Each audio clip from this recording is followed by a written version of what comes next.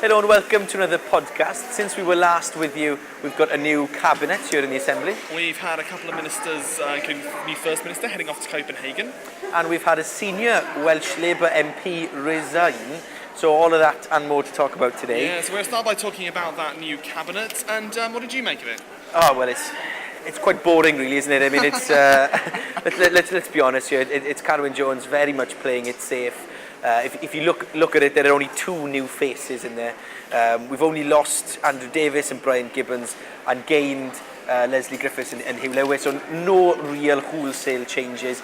Nothing to reinvigorate, the Assembly itself and the Welsh Labour Party, because it's essentially the same group of people that's been running the country for the past 10 years. And if you look electorally, that hasn't been working out for the Labour Party. So I think he's missed a trick here. But I think you have to look at the kind of expectations that were on this decision. You also have to look at the choices Carwyn Jones had to make. I mean, looking at the backbenches of the Labour Party, you've got 25 to 30 people who've been there pretty much for 10 years. It's not seen a massive change. And so what are your expectations? Well, and I know he hasn't got a lot of room to manoeuvre, but I would have expected, Hugh Lewis has only got a deputy ministerial post in all of this.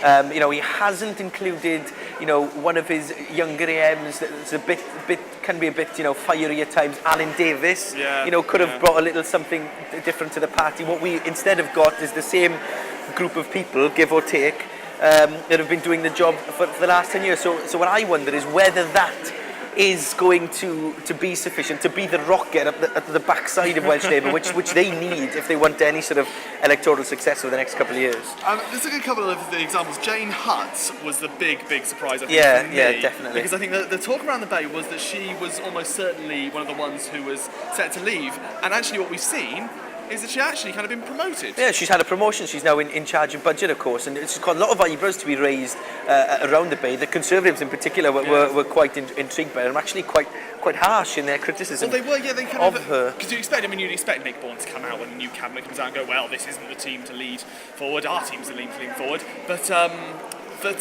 he was particularly raised Jane Davidson as a point and said, what did you... Well, he said that we are stunned that the First Minister has handpicked someone who has caused chaos in the health and education portfolios, which is a bit harsh, and of course he would say that, but it does show a little bit of the flavour of the feeling around that decision down the Bay, which is probably one of the most controversial moves that he's made here.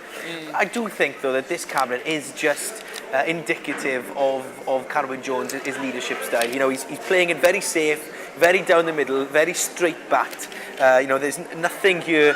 He's thrown a bone to Edwina Hart's campaign team, Jane Hutton and herself keeping her portfolio, thrown a bone to Hugh Lewis, keeping the party together, as opposed to trying to do something a bit radical, a bit new, that change that perhaps that they really need at the moment. But I suppose the Labour Party would argue that this is bringing all those factions together. It has been a very divided party. There's lots of kind of anti-devolution sentiment alongside pro-devolution sentiment, and so actually it's a party that very much needs to be united. So whether or not this is kind of the safe option, is a sensible option, I don't know. I think we'll wait. There is one interesting thing, though, just to add at this point before we move on, is that Andrew Davis was moved out because he said he was stepping down.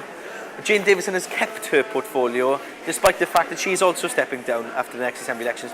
Something that we might want to think about in the future. So we'll move on then to the other big story of the week, and that was Jane Davidson and Carwyn Jones heading over to Copenhagen for the climate change talks, rubbing shoulders with none other than Mr. Terminator himself. Arnie. Oh, Schwarzenegger, we like that picture. I mean, I'm not going to lie, you can tell that they're best of friends from looking at that picture. We're exchanging Christmas cards. And she's definitely on his speed dial. Definitely. Yeah. Well, of course, now, am I being cynical here by raising the point that some have made? What is the point of sending Carwyn Jones and Jane Davidson to Copenhagen, to rub shoulders with, the leaders of China, India and the States and all those big polluting countries? What really can they hope to achieve? Barack Obama. What can they really hope to achieve out there? I think you are being cynical, to be honest. I think that the smaller nations can potentially do a little bit more. It is about having government working on all those different levels. Interestingly, in the case of Wales, the BBC did a poll, I think last month, where 3/4 of people in Wales said that they thought that climate change was man-made, which is significantly above the proportion of people in the UK as a whole. So in theory, you can argue there's more political will in Wales to get something done, and so it's quite kind of good to have those smaller nations and regions at the table. If we have this political will, then why is it that the Welsh Assembly government have signed up to 3% carbon emissions, and other non-governmental organisations like Oxfam Cymru are calling them to cut it by 9%? So if there is such political will,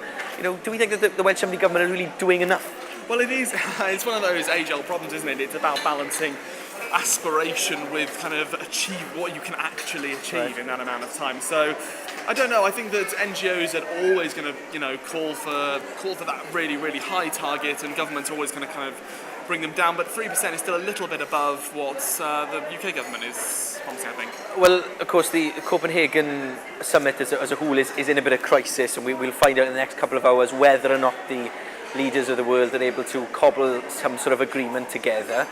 Sort of coming back home then, to Pontypridd in particular, and Kim Howell's MP announcing that he's going to resign at the next election. Interestingly, Jane Davidson, who's the Assembly member, the Cabinet Minister and Assembly member for that seat, has also announced that she's going to stand down. So Pontypridd, the political situation, they're going to change possibly quite dramatically in the next couple of years. It's what strikes me is it's another one of these Labour elected officials that are resigning. If you look at the Assembly, for example, we've got Brian Gibbons, Jane Davidson, like you've already said, Lorraine Barrett, Andrew Davis, Rodri Morgan, Karen St Clair, Irene James, Val Lloyd, all Labour Assembly members, all stepping down at the next election. And then if you add Mick Bates, the Lib Dem, Adam Price, the MP for Plaid Cymru, all into the mix, there's a lot of elected officials, stepping down at the next couple of elections for Wales. So things are going to look a lot different in the next couple of years. Yeah, they are, yeah. And I mean, it goes back to what we were saying about the Cabinet at the beginning.